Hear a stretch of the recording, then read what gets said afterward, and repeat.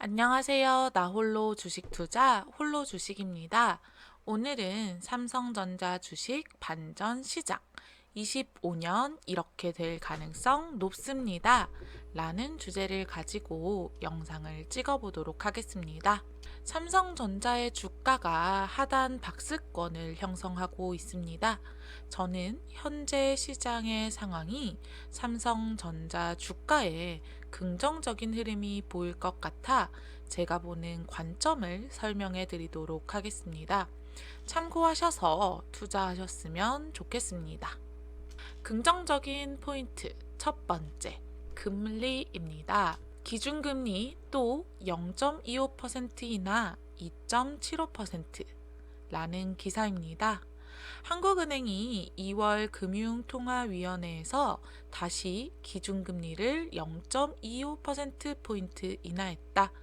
작년 10월과 11월 금통위에서 두 달 연속 0.25%포인트 인하한 이후 1월에는 환율 급등을 방어하기 위해 동결했지만 이번에 다시 인하하기 시작한 것이다.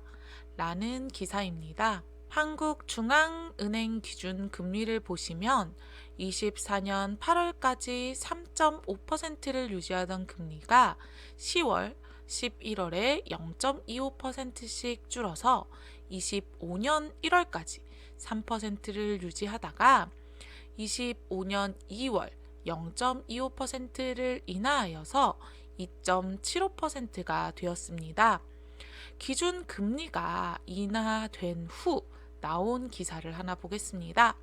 돈 안 굴려도 이자 쏠쏠했는데 은행 갔다가 화들짝이라는 기사입니다. 은행 예적금 금리가 가파르게 떨어지면서 연 1%대 초저금리 상품이 다시 등장했다. 은행들이 한국은행의 기준금리 인하 조치를 유독 예금 상품에 발빠르게 반영하면서이다.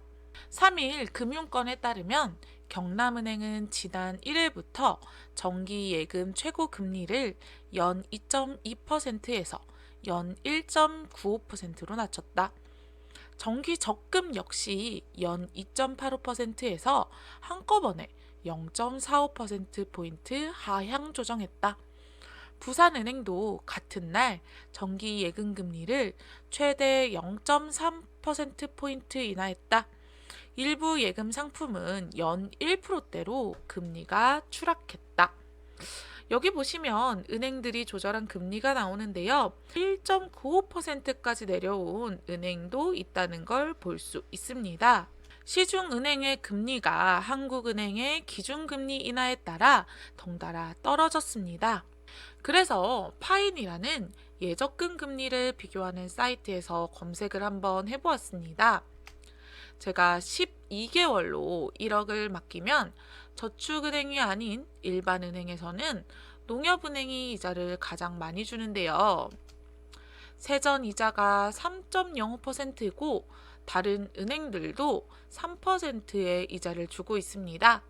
그런데 이 기간을 36개월로 바꾸어 보았더니 금리가 3%에서 2.85, 2.6으로 많이 떨어진다는 걸 보실 수 있습니다.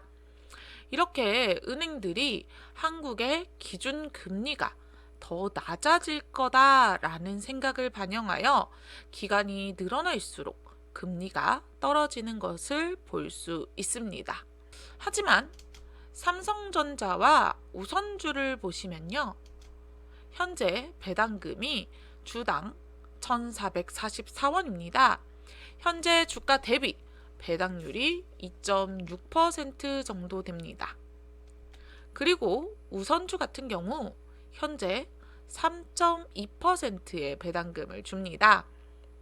우선주는 지금 매수하면 최소 3.2%의 배당은 나온다는 거죠. 삼성전자가 돈을 더 많이 벌어서 배당을 더 많이 한다면 배당률은 더 올라갈 수도 있습니다. 은행 예적금 금리는 앞으로도 떨어질 가능성이 높지만 현재 삼성전자의 배당률, 특히 우선주 배당률은 3.2%가 넘어가는 상황입니다. 기준금리가 떨어지면 떨어질수록 투자에 대한 욕구가 커질 것이고 삼성전자 주가도 긍정적인 흐름을 보일 수 있습니다. 긍정적인 포인트 두 번째는 D램 고정 가격입니다. 이 기사는 25년 2월 11일에 나온 기사고요. 제목은 6개월째 바닥키는 D램 가격, 반도체 겨울 길어진다. 반도체 시장 선행 지표로 통하는 D램 가격이 6개월째 답보 상태다.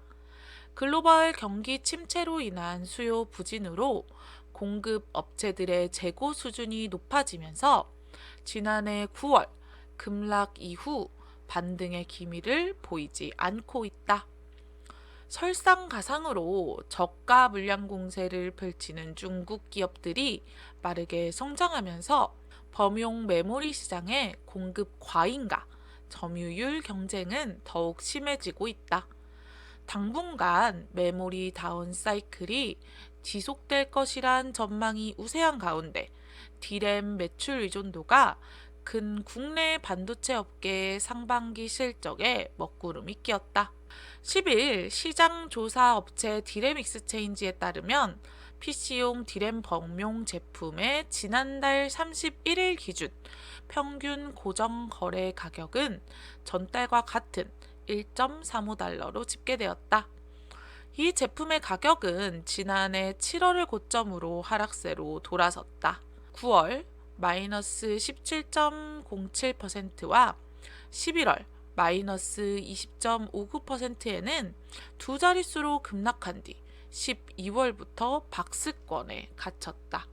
여기서 중요한 포인트는 D램 고정 가격이 12월부터 박스권에 갇혔다는 것입니다. 이 표는 D램과 낸드 가격의 추이를 나타내는데요.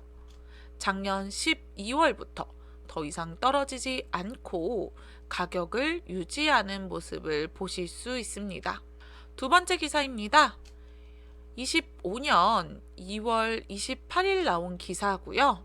28일 시장조사 업체 D램 익스체인지에 따르면 PC용 D램 범용 제품의 2월 평균 고정 거래 가격은 전달과 같은 1.35달러로 전달과 같은 수준을 보였다. D램 가격은 작년 8월 하락 전환한 뒤 9월, 11월에는 두 자릿수가 급락했고 12월부터 변동이 없는 상태이다.